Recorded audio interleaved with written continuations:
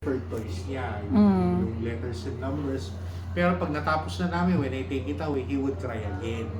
Tapos, medyo under the weather po ba? Kasi paubo-ubo po siya. Napansin kong nauubo-ubo po siya paminsan-minsan, I don't know.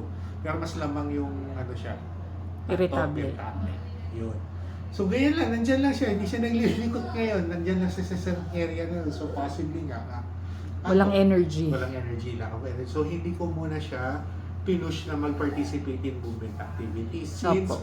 hindi rin maganda rin Mood. yung mood niya. Saka, expected na natin, i-adjust naman talaga natin session for that. So, Opo. mostly, tabletop activities yung ginagawa ko sa kanya.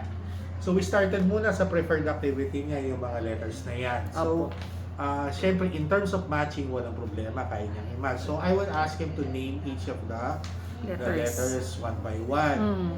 Na hindi pakanta kasi gusto niya pakante.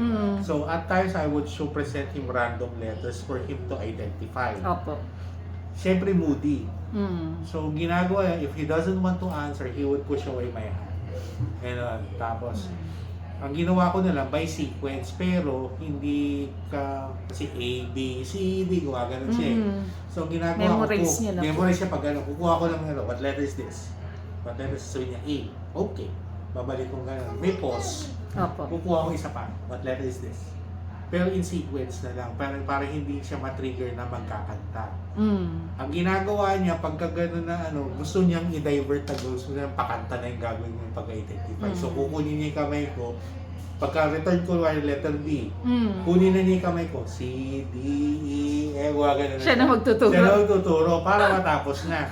But no, kailangan talagang inaano. So doon lumilitaw whenever I prompt him to answer, isang tinutulak yung kamay ko. That's fine, okay lang kasi yun yung expression niya na he doesn't want. Or may mga pagkakataon na hindi niya ma-identify kasi hindi nga patungkol sa pakanta yung ginagawa niya. So nahihirapan siya i-identify kasi nawawala siya sa sequence of ano eh.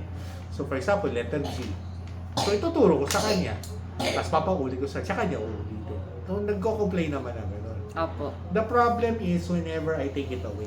When I take this one, syempre, shift na kami to another